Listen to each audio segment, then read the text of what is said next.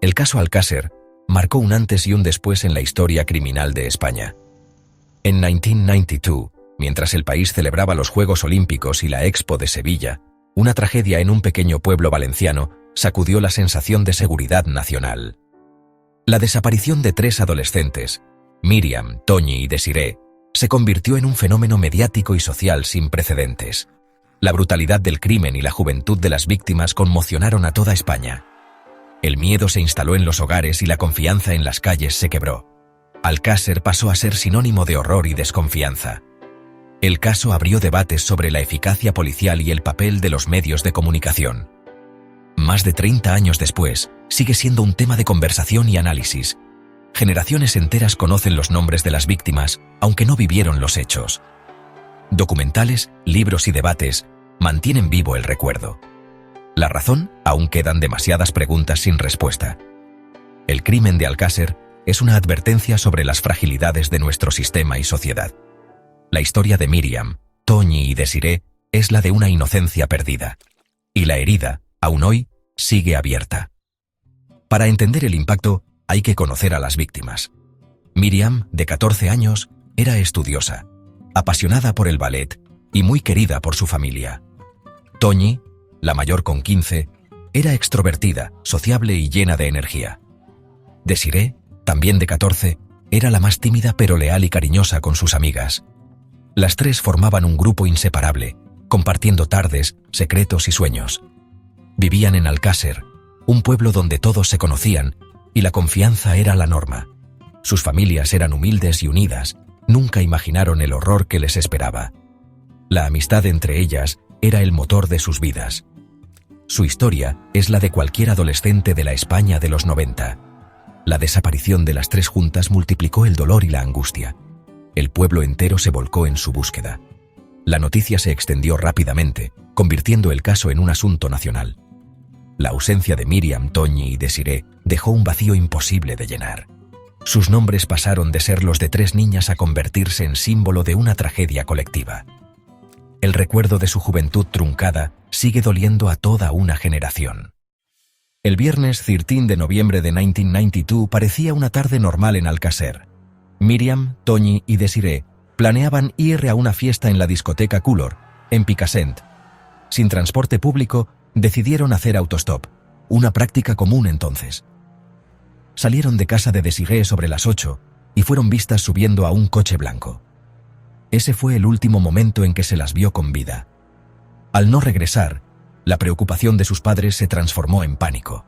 De madrugada, denunciaron la desaparición a la Guardia Civil. El pueblo entero se movilizó en su búsqueda. Carteles con sus fotos empapelaron la comunidad valenciana y España. La noticia saltó a los medios y el caso Alcácer acaparó titulares. Se barajaron hipótesis, pero nadie quería pensar en el peor desenlace. La esperanza, aunque frágil, se mantenía viva. 75 días después, la búsqueda terminó de la peor manera.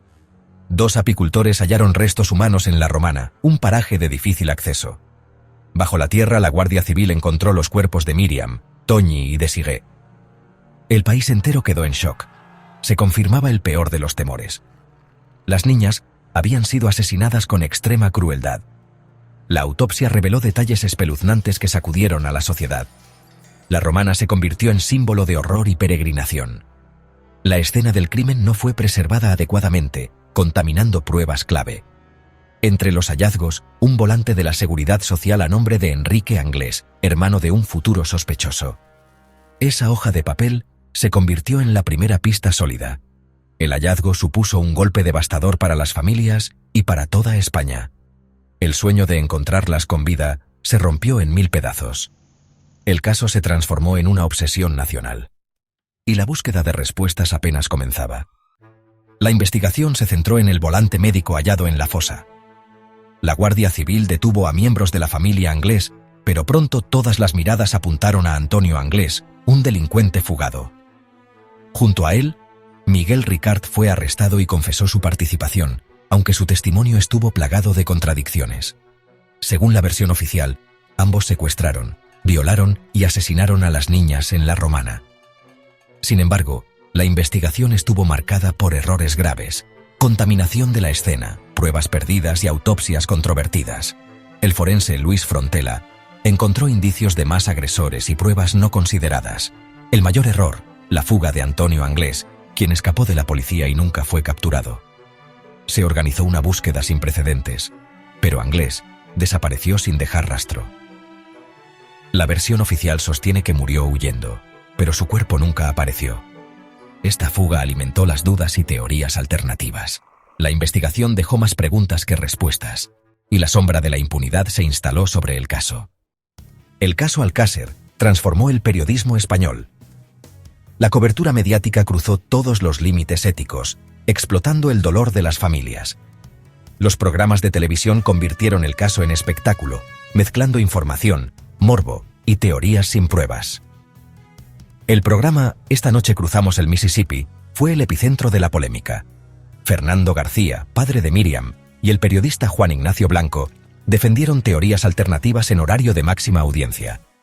El término telebasura nació para describir este tipo de periodismo. Se vulneró la intimidad de las víctimas y la presunción de inocencia. El dolor se convirtió en producto de consumo masivo. La presión mediática mantuvo el caso en el foco, pero a un alto coste ético. El caso Alcácer es hoy ejemplo de cómo no cubrir un suceso. Marcó un antes y un después en la relación entre medios y sociedad, y demostró que el dolor, tristemente, vende. El juicio por el crimen de Alcácer comenzó en 1997, 5 años después de la desaparición. Solo Miguel Ricard se sentó en el banquillo. Antonio Anglés seguía fugado. El proceso fue televisado y seguido por millones. Ricard cambió su versión varias veces, alegando torturas y retractándose de su confesión. La defensa apoyó teorías de conspiración, mientras la fiscalía se aferró a la versión oficial. El jurado tuvo que elegir entre dos relatos opuestos: crimen común o trama oculta. Finalmente, Ricard fue condenado a 170 años de prisión por asesinato, violación y rapto. La sentencia dio por probada la versión oficial, pero no acalló las dudas. Para muchos, el juicio cerró el caso en falso. Ricard salió en libertad en 2013, tras cumplir 20 años. Su salida reabrió el debate y el dolor. El caso Alcácer se niega a ser olvidado, y la verdad, para muchos, sigue oculta. A pesar de la sentencia, el caso Alcácer sigue envuelto en misterio. Las inconsistencias de la versión oficial alimentaron teorías alternativas durante años. Fernando García y Juan Ignacio Blanco defendieron la existencia de una red criminal más amplia. El informe forense de Frontela sugirió la presencia de más agresores y pruebas no analizadas. La alfombra en la que estaban los cuerpos nunca apareció, sembrando más dudas. La fuga de Anglés, sin rastro ni cuerpo, es vista por muchos como una huida imposible sin ayuda. El volante médico hallado intacto tras 75 días parece para algunos una pista demasiado conveniente. Testimonios clave nunca se investigaron a fondo. Todas estas sombras mantienen vivo el misterio. El caso Alcácer es un caldo de cultivo para la desconfianza y la especulación. La falta de respuestas claras alimenta el mito, y el fantasma del caso sigue recorriendo la memoria colectiva. En 2025, el caso Alcácer sigue abierto y la herida sin cerrar. La causa contra Antonio Anglés no prescribirá hasta 2029.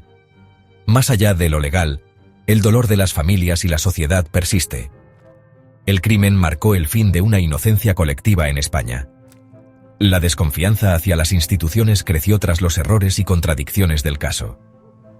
El caso Alcácer se convirtió en símbolo de corrupción y conspiración. Las familias han vivido entre la lucha pública y el duelo privado. El impacto cambió la forma de educar y proteger a los hijos en toda una generación. El caso sigue siendo un recordatorio de la maldad humana y de los peligros de un periodismo sin escrúpulos.